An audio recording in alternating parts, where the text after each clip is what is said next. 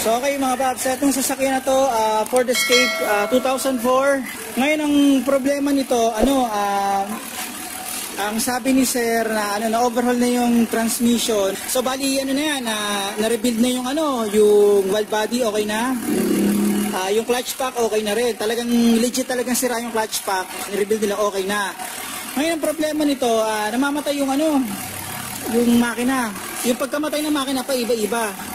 So, sinag namin yung battery medyo patopak-topak. Pinalitan na muna ng battery good. Yan, okay naman. Pero ito kakaiba dito mga paps. Wala akong nakuhang code na iba maliban sa P1000 saka yung battery, low battery voltage. Pag dinilit ko, natitira yung P1000. Okay? So, hindi naman, para sa akin, hindi naman ganun ka-critical yun. Ngayon ito, kung ano-ano tinest namin dito, kung ano yung dahilan ng problema.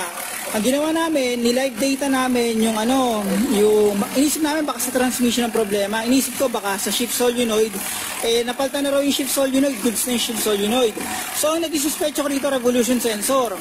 Yung counterpart ng revolution sensor dito ay yung output sensor. Ginawa ni sir, tinrial namin yung output sensor. Ibig sabihin hindi basta-basta na yung testing na ginagawa ko. Nakakonect ang OBD scanner. Tapos doon namin tinetest, tinitingnan namin kung gumagana talaga. Tapos tinakbo namin, nakaangat yung sakyan, tinakbo namin. Makikita nyo naman may mga video ko. Tinatakbo namin, nakikita namin talagang gumagana yung output sensor niya. So, tingin namin hindi yun ang problema. Ngayon, itong pinakakaiba dito. So, wala kami nakukuha dibang code. Nung iniskan namin to, nilive data ko yung baka inisip ko baka camshaft sensor sira, kaya namamatay. Ginawa ko, nilive data ko ngayon.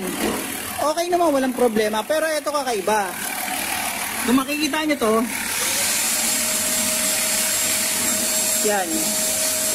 Medyo mahirap pakita Kung makikita nyo, yung kulay blue, yan yung map sensor, 0.10 gram per second.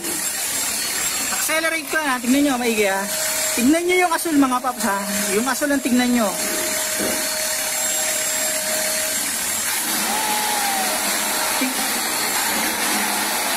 Napansin nyo yung asul.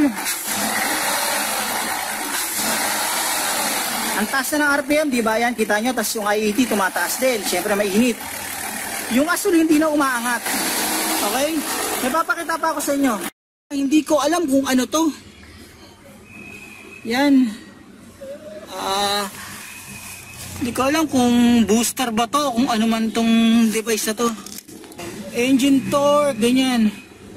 Do it yourself installation. Hindi ko alam kung ano to Himax. Yan. So may nakalagay ito na hindi ko alam kung anong yun, booster yun o throttle controller. Hindi ko alam kung ano yun. Pero sabi nung gumawa na bye-bye na yung linya, okay na yung linya. Kumbaga parang stuck na yung linya yan. Ayun tignan nyo na nag-ano na naman yung RPM niya. Ayun namamatay Namamatay na naman Ayun Nakita ko Ayun, bumababa RPM Ayun, bumababa Ayan. So yung problema nito, malaki yung posibilidad nasa map sensor. Yung map sensor nito, sabi nung gumawa, na-check na niya yung linya, okay na itong mga konektor. Yung map sensor, nalinis na rin.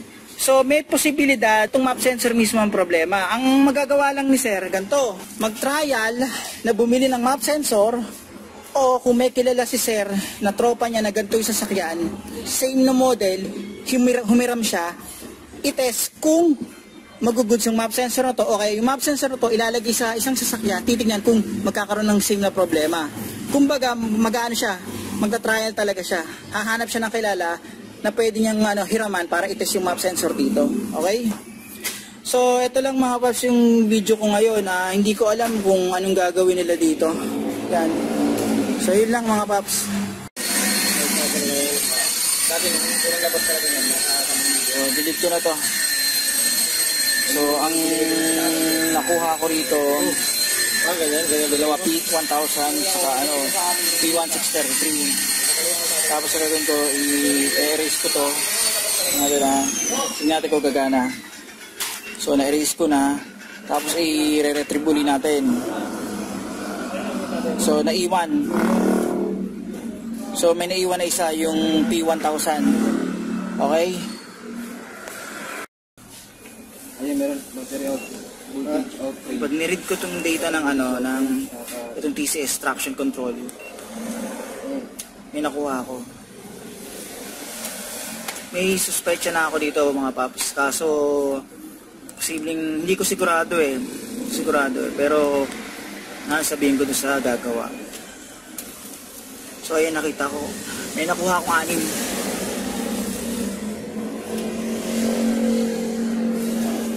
Matay, sige. Okay na sir. Okay lang sir, may may nakita lang ako. Ito yung nakita ko. Yan, dami.